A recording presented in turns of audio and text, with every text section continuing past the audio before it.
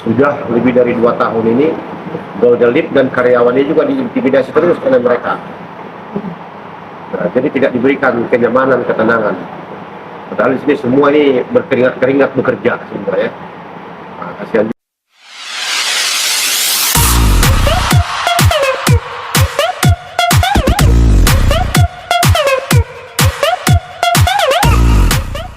Jika bawain dulu ya. Ada. Di persidangan kan karena hari ini ada sidang saksi ahli, itu seperti apa nih Bang? Ya, jadi sidang saksi ahli ini harusnya kita hadirkan tadi dari pihak Golden Leap. Namun hari ini ternyata yang bersangkutan saksi ahli tidak bisa hadir lantaran beliau masih dirawat di rumah sakit, sehingga persidangan ditunda ke minggu depan. Nah, itu mengenai keberadaan saksi ahli perdata ya. Akan tetapi ada yang lebih krusial daripada itu, supaya juga pemerintah dan pemerhati maupun stakeholder yang terkait akan nasib daripada usaha mendongkrak perekonomian restoran yang menghidupi banyak nih karyawan, mereka perwakilan di sini, dan juga mereka juga punya tanggung jawab di rumah tangga masing-masing, dan mungkin anaknya sekolah atau apa, atau orang tuanya gitu ya. Kasihan juga kalau sampai mereka juga tidak dapat pekerjaan. Maka kita tetap menghidupkan restoran ini supaya tetap buka, supaya mereka juga bisa menyambung hidup. Kalau mencari keuntungan, saya kira untuk sekarang nggak bisa lagi diprediksikan, karena pengeluaran atau budget daripada restoran ini sudah di luar ekspektasi yang ada, lantaran listrik diputus sudah bertahun-tahun, sehingga menggunakan solar. Bahan solar juga kita beli resmi, cukup mahal. Dengan demikian itu pun solar juga dihalang-halangi masuk oleh si pihak pengembang itu. Jadi sampai sekarang ini sudah lebih dari 2 tahun ini Golden Leap dan karyawannya juga diintimidasi terus oleh mereka. Nah, jadi tidak diberikan kenyamanan, ketenangan. Padahal di sini semua ini berkeringat-keringat bekerja semua ya. Nah, kasihan juga ownernya, siang malam jadi stres.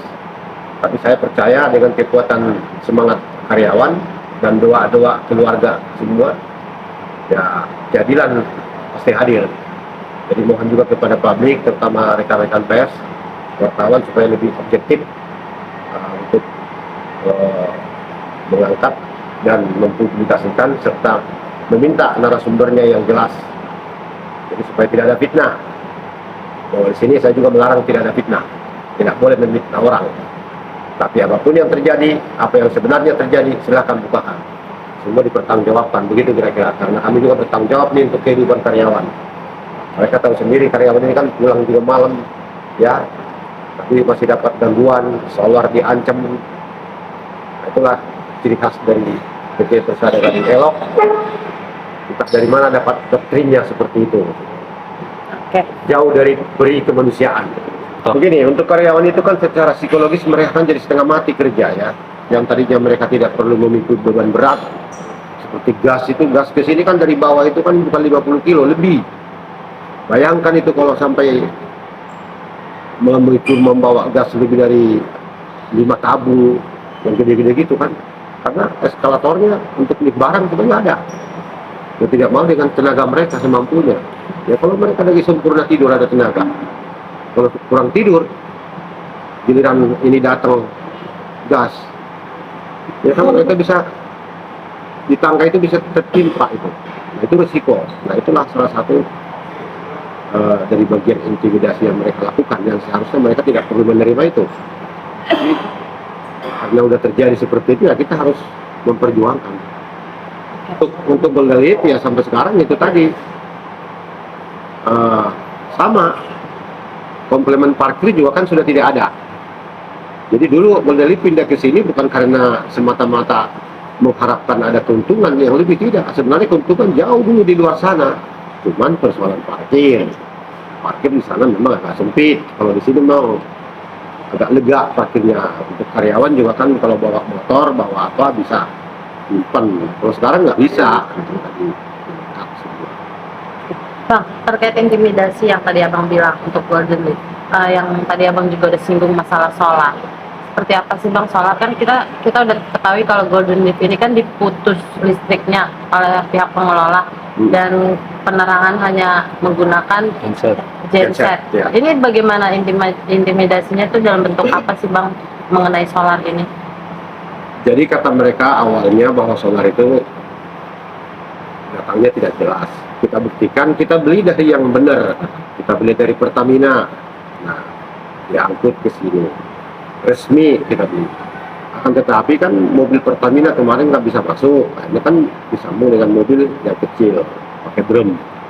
Nah, terus itu ada gejolak, mereka halangi, dihadang. Nah, ya kita lawan. Terus kemudian adalah sikap mereka yang lentur. Dikala kita tidak ada di sini, pengirim solar datang. Seperti tadi pagi kita di persidangan, ya kan? Pokoknya solar datang, tapi juga benturan lagi, gitu. Kita datang, baru kita atasi.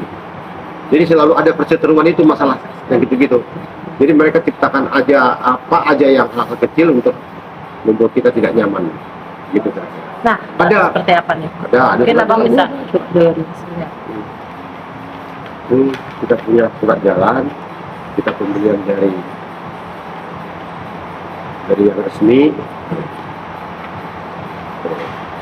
ini kita beli, harganya juga bukan harga subsidi, bukan gitu ya.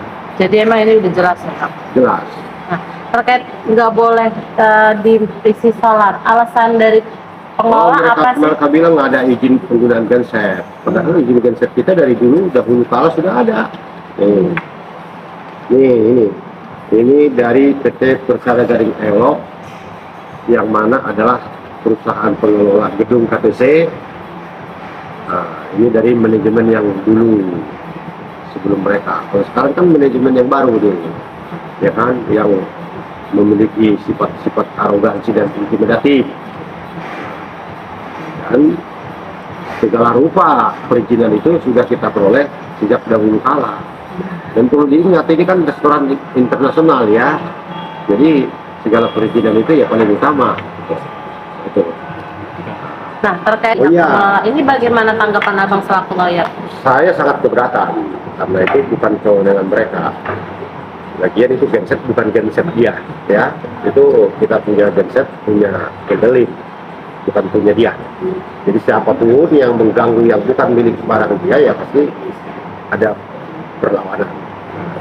Oleh karena itu, ya saya minta mereka juga lebih menghormati proses hukum yang ada sekarang berjalan, ya, di pengadilan. Nah, karena apa? Mereka sudah memproses hukum kita ke Polda Metro, kita buktikan SP3.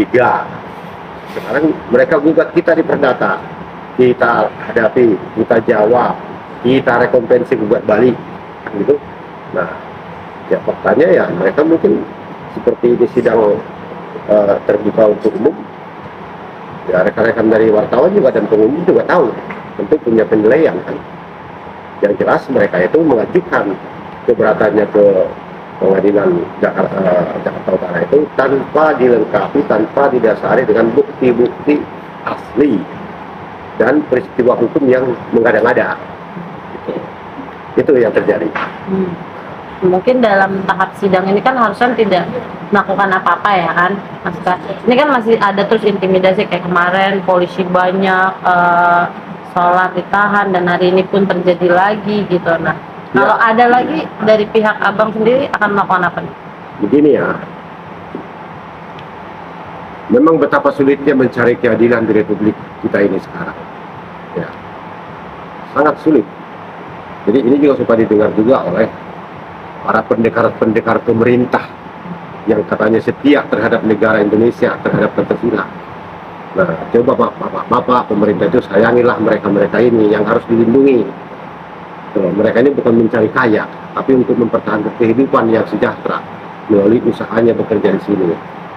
Nah, terus kita juga sekarang prosedur hukum kita tempuh. Kita sudah melaporkan semua ini ke kepolisian. Tapi kepolisian sendiri sampai sekarang entah apa yang terjadi kita nggak tahu, sudah bertahun-tahun tidak diproses, ya kan? Nah, apakah memang harus pakai duit lagi? Nah ini nih sekarang jadi kesulitan masyarakat. Kok saya kehilangan kelinci malah ikut sapi hilang, kan begitu nih. Nah, ya tolong ini disikapi gitu loh. Apakah memang harus diberhentikan ini karyawan hanya mengurus satu laporan polisi? Ya kan betapa banyaknya kerugian gitu. Jadi kalau sampai berhenti saya bawa mereka untuk menanyakan bagaimana laporan kami, Pak Kapolri, Pak Kapolda, Pak Kapolres. Apakah zamannya sekarang begitu lagi? Ya cobalah.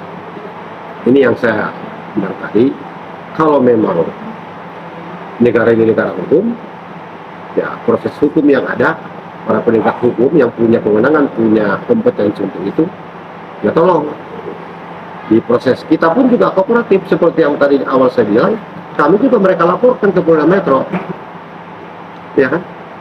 Ya saya kooperatif semua, dan saya bawa, saya juga dipanggil, saya bawa, ini buktinya, ya kan? Nah, percepat kalau memang kita terbukti silahkan tindak. Nah, kenyataannya kan tidak ada bukti untuk itu, maka SP3. Gitu. Laporan kami sebelumnya udah 3 sampai sekarang itu, ya maju mundur gitu loh. Itu yang perlu, ya kalian juga harus dilakukan lah. Sosial kontrol itu juga ke sana, ada apa kendalanya. Nah, saya udah bersurat memang 1 minggu yang lalu ke Kapolres, udah bersurat. Bahkan kejadian yang tadi yang saudara tanyakan itu, penghadangan solar itu juga saya antisipasi dengan Kapolres maupun Kasat Intel.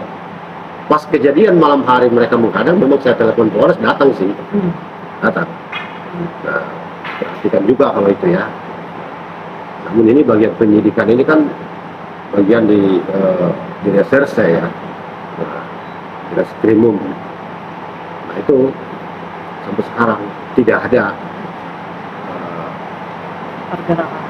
apa namanya kejelasannya. Kalau memang tidak terbukti ya hentikan aja dulu, nggak apa-apa, itu kan supaya kita tahu. Jadi pihak sana juga kan jelas reaksinya macam apa gitu. Jadi kalau sekarang ini kelihatannya jadi kayak sandiwara gitu kan. Nah, ya kita tidak mau lagi bersandiwara seperti itu. Gitu. Kita maunya yang fakta aja lah gitu. Kasihan Republik ini terlalu banyak panggung sandiwaranya. Ya.